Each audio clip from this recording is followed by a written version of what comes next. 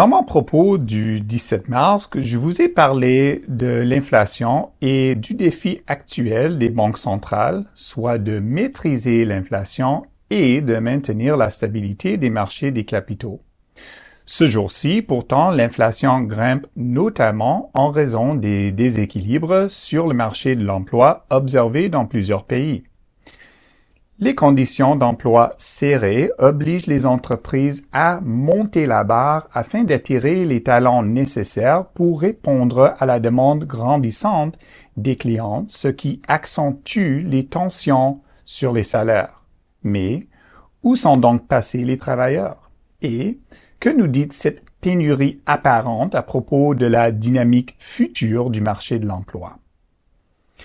Au Canada, l'emploi a continué de dépasser les niveaux d'avant la pandémie en février. Le chômage a chuté sous le taux de février 2020 et s'est maintenu à 5,5%, son niveau le plus bas en 31 mois. Le taux d'activité de la main-d'œuvre, pour leur part, ont tourné autour des taux d'avant la pandémie. Les données illustrent un changement dans la composition des personnes prêtes à travailler.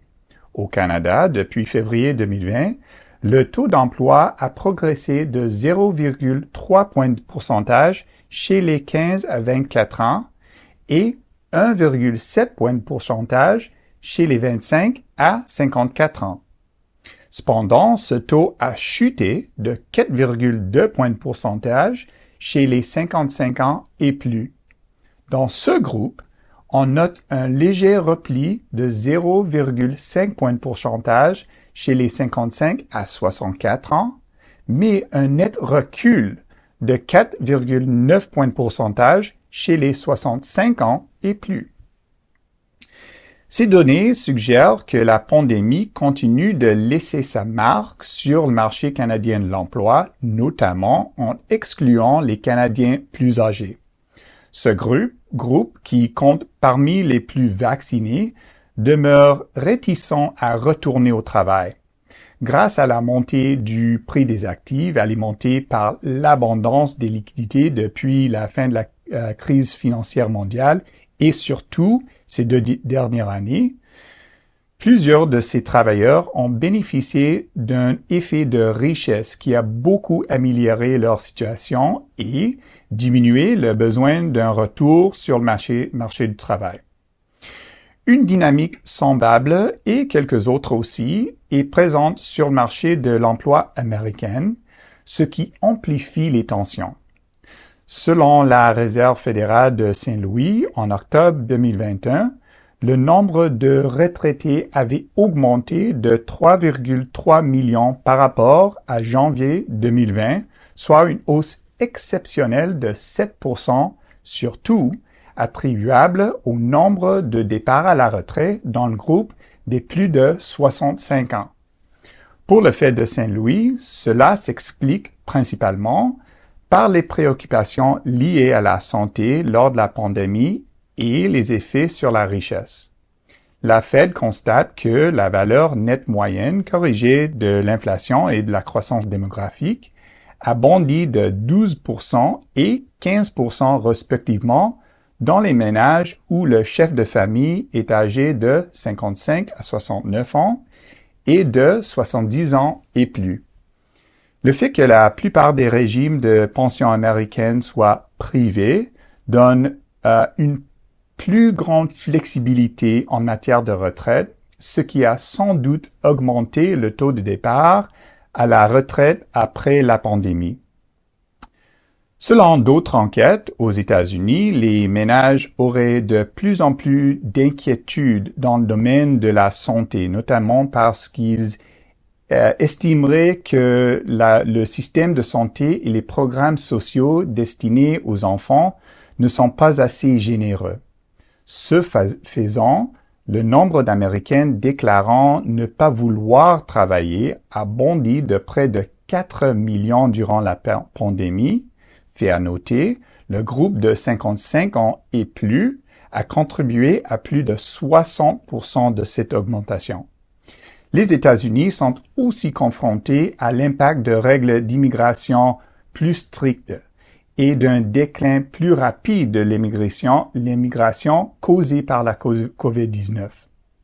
D'après une étude de l'université Tufts, les États-Unis auraient délivré 45% et 54% moins de visas d'immigrants et de non-immigrants respectivement. Les auteurs de l'étude observent qu'à la fin de 2021, le nombre de travailleurs nés à l'étranger était toujours inférieur au niveau de 2019 et de 2 millions sous le niveau atteint si la tendance de 2010 à 2019 s'était maintenue. Par ailleurs, la réponse américaine à la pandémie a été davantage axée sur l'assurance chômage que sur les programmes liés au chômage partiel. Ce choix en matière d'action gouvernementale a eu pour effet de diminuer le lien avec l'emploi. Selon l'OCDE, les programmes liés au chômage partiel, comme les aides gouvernementales pour maintenir les salaires des travailleurs, ont ciblé environ 25% de la main-d'œuvre au Canada. Ces programmes canadiens sont plus longtemps et ont été plus substantiels que leur équivalent américain, le Paycheck Protection Program. Conclusion. Depuis 2 ans, la crise de la COVID-19 a accéléré le départ de nombreux travailleurs plus âgés du marché de l'emploi d'une manière plus marquée que durant une reprise économique typique. Voilà qui limite la capacité des entreprises à répondre à la demande croissante de leurs clients, alors même que les restrictions sont peu à peu levées et que les consommateurs normalisent leurs habitudes d'achat.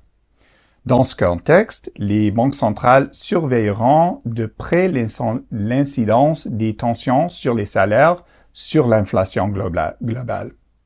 Les décideurs auront sans doute un avant-goût des défis à venir. De nombreuses économies développées et même en développement commencent à ressentir les effets d'une population qui vieillit rapidement. Pour s'y préparer, les entreprises et les gouvernements devront trouver des solutions novatrices avant qu'il ne soit trop tard. Nous adressons des remerciements particuliers à Ross Persikowski, directeur du Centre d'information économique et politique de DC, pour sa contribution à cette édition du Propos. Merci et à la prochaine.